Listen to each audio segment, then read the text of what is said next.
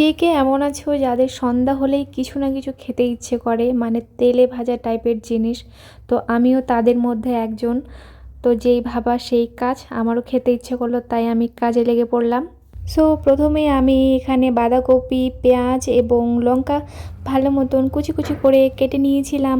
তারপরে এখানে আমি অ্যাড করেছিলাম লবণ, হলুদ, জিরে গুঁড়ো, ধনে গুঁড়ো, গোলমরিচের গুঁড়ো। তারপরে দিয়েছিলাম আদা রসুনের পেস্ট, বেসন আর কর্নফ্লাওয়ার। এগুলো দিয়ে ভালো মতন মেখে নিয়েছিলাম। এখানে আমি কোনো জল অ্যাড করিনি। তারপরে ভেজে নিয়েছিলাম।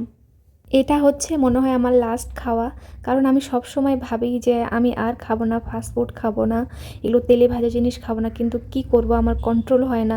ইদানিং ওয়েটটা এত বেড়ে গেছে, তাই একটু অ্যাভয়েড করছি এগুলো জিনিস।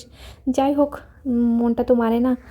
তারপর চলে আসি আমরা রান্নায়। তো এখানে আমি সেই তেলের মধ্যে অ্যাড করেছিলাম কাঁচা লঙ্কা কুচি, আদা রসুনের paste, tomato sauce, soy sauce, green chilli sauce, একটু গার্লিক কুচি কুচি করে কেটে দিয়েছিলাম। তারপর ভেজে রাখা সেই পকোড়াগুলি অ্যাড করে একটু ভালো মতো নেড়ে চেড়ে রেডি আমাদের গোবি মাঞ্চুরিয়ান। তো কি বলবো, আমি নিজেও ভাবতে পারিনি যে আমি এত টেস্টি বানাতে পারবো।